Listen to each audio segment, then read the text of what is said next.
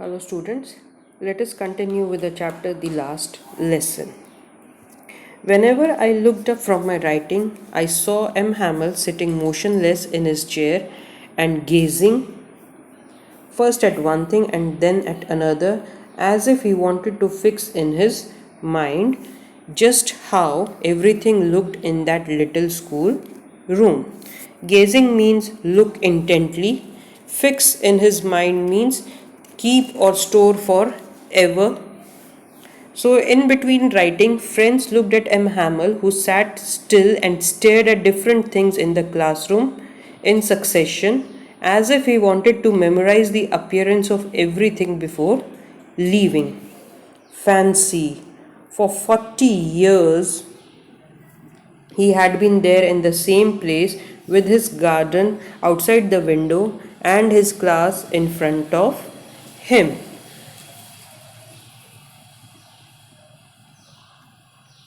Just like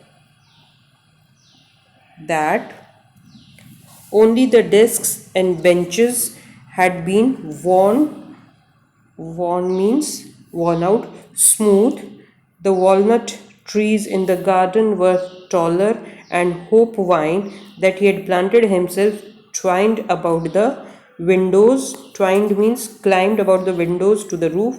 How it must have broken his heart to leave it all, poor man, to hear his sister moving about in the room above, packing their trunks, for they must leave the country next day. So, M. Hamel, he had been teaching at the same place for the last 40 years. The only changes were that the desks in the classroom had worn out due to use over the years. The walnut trees in the garden outside had grown taller. The hope vine on the outer wall of the school building had climbed up to the roof. Friends feels that the teacher must be heartbroken to be sent away from a place where he had spent 40 years of his life. The noises of his sister packing and moving their luggage could be heard from the room upstairs as they had to leave the next day. But he had the courage to hear every lesson to the very last. After the writing, we had a lesson in history,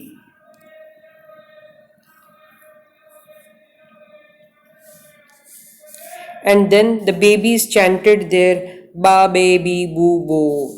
So M. Hamel, he remained composed and heard the lesson from the entire class. After the writing task, there was a lesson of history followed by phonetics where they recited the sounds of alphabets. Now, friends referred to the class as babies because although they were grown up, they were reciting the lesson of phonetics, which is usually done by younger children. So, he calls himself and his class to be babies.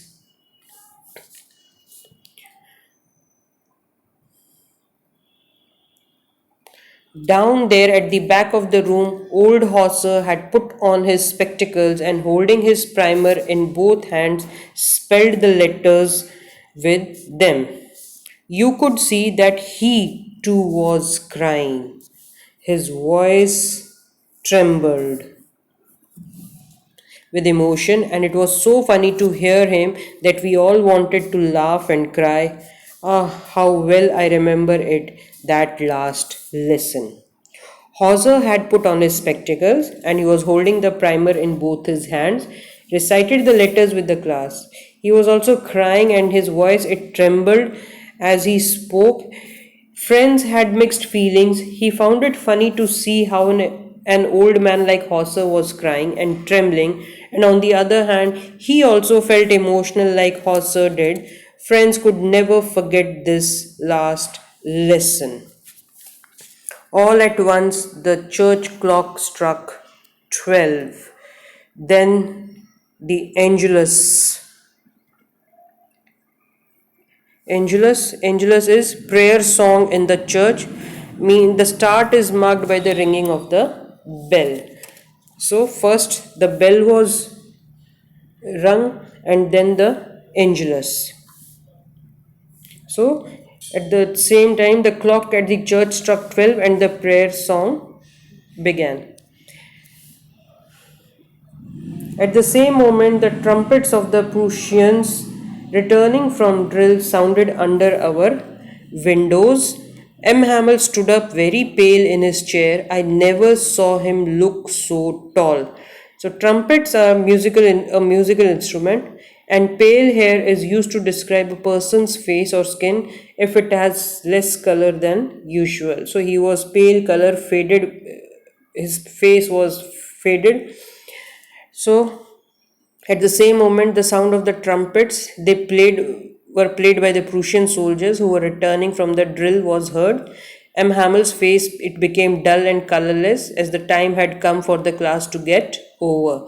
He stood straight and motionless, and friends says that he had never appeared to be so tall.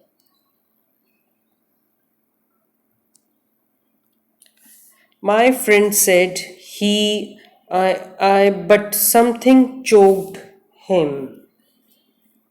He could not go on. Then he turned to the blackboard, took a piece of chalk, and bearing on all with all his might means strength. He wrote as large as he could, Viva la France. Choked means he became unable to speak due to strong emotions. So when M. Hamel began to speak but could not continue as he was overpowered by his emotions, he took a piece of chalk and wrote the words Viva la France, which means long live France, on the blackboard as large as he could. Then he stopped and leaned his head against the wall, and without a word, he made a gesture. Gesture means a signal to us with his hands. School is dismissed. You may go. So then he stopped writing. After writing Viva la France, he stopped writing and bent towards the wall, and without speaking anything, he signaled the class to leave as the class was over. He declared that the class was dismissed. So, this way, the last lesson was delivered. With this, the chapter is finished. I want you to complete the question answers of this chapter, and if you have any problem, ask me in the group.